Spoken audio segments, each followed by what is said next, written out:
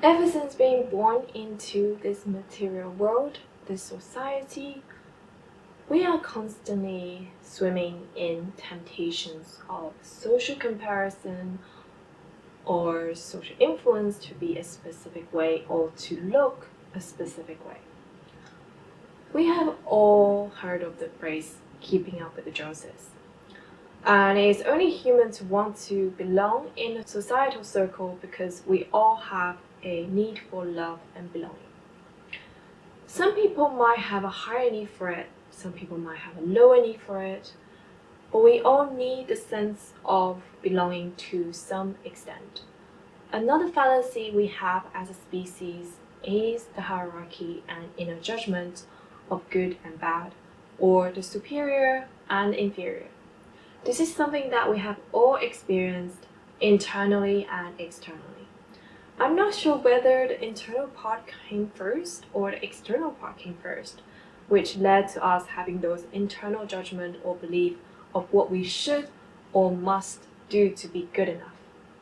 But what I do know is this fallacy is fragmenting our society to some extent, and our human nature to want to keep up to belonging or to appear in that upper societal circle that justifies our ego oftentimes can lead us further from our authentic self.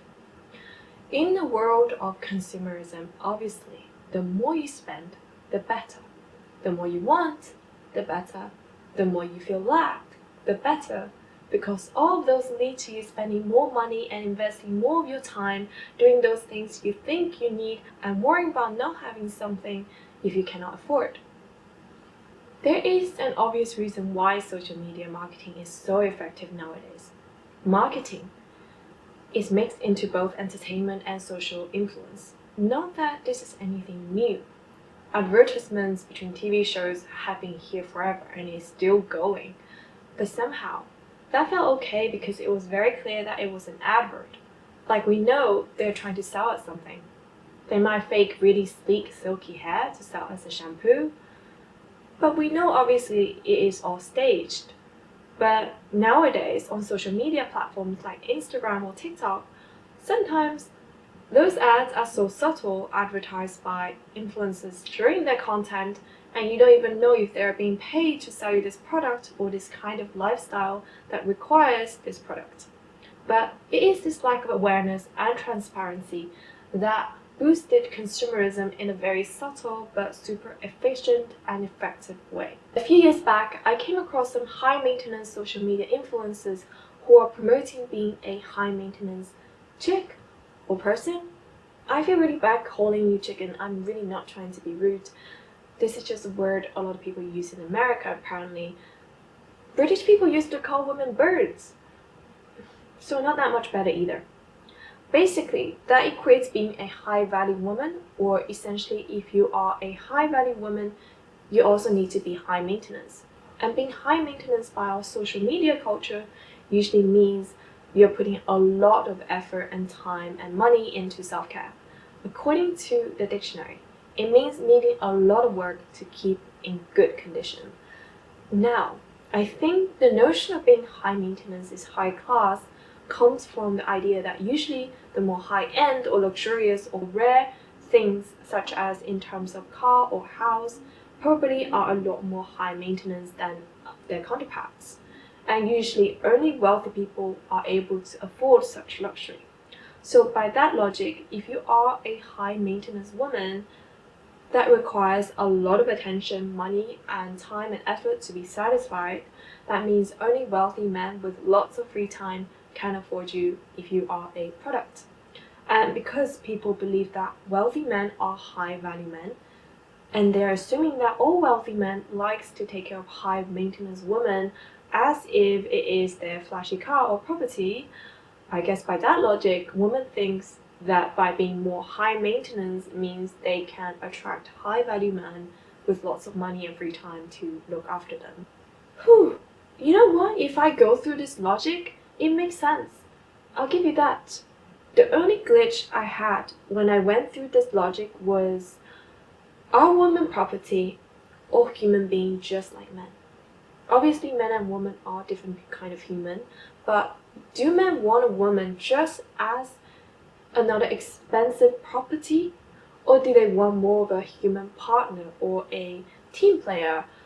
And does being high maintenance in the material sense really equate you being a higher value woman? First of all, I have been itching to debunk this whatever high value or low value woman or man thing. We all have value just existing as a human being. You might have different values from others, but it doesn't make you have more value than other human beings. That is a very toxic way of calling people in the first place. What people are referring to as high value men and women here is basically people who have a higher income or monetary value who can afford a different kind of lifestyle. Notice that I say monetary value. There's so many other types of values, invisible values that are equally, if not more important. And when people are talking about high value men and women, they're not accounting those other types of value. A woman appears to have a rigid high maintenance routine and living an easy and luxurious lifestyle does not make her a high value. By that I mean a high quality woman, just as I do not see a high value man. By that I mean a high quality man, just someone who is rich.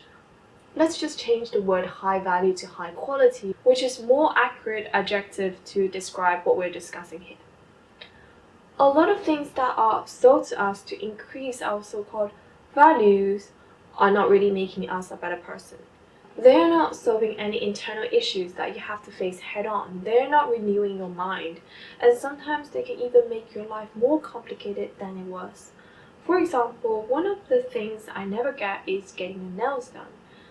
Don't get me wrong, I have played with nail varnishes here and there. I love playing with different paints and makeups. It is fun and it's perfectly okay to have fun sometimes. But when you see this as your must-do weekly routine to get it done in a professional nail salon just to maintain an image of all-togetherness, it starts to become more of a constraint rather than fun. Nail varnishes along with hairsprays contain so many toxic ingredients, including endocrine disruptors, that are absorbed into your skin every time you use it. There is a reason our noses are repulsed by some types of smell. And if you open a bottle of nail polish and give it a sniff, your instinct knows how deadly this thing is. And I'm pretty convinced that if anybody drinks a bottle of that, they will end up in hospital straight away. And I'm not even talking about how much money people are spending to put poison on their body, and then they're going to doctors for hormonal issues. I'm like, why? And also, when people spend a lot of money to do nails like this, I'm honestly speechless. Why? Why do people even find this remotely attractive? I do not comprehend. How do they function in their day-to-day life?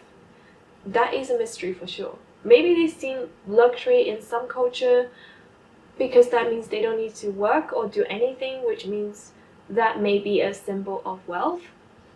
That actually makes sense. I'm talking about this because I remember once upon a time when I was a bit younger, I was once influenced by those people online and in person from just other people around me and felt the pressure that I needed to keep up with the Joneses and look a certain way to feel accepted as good enough.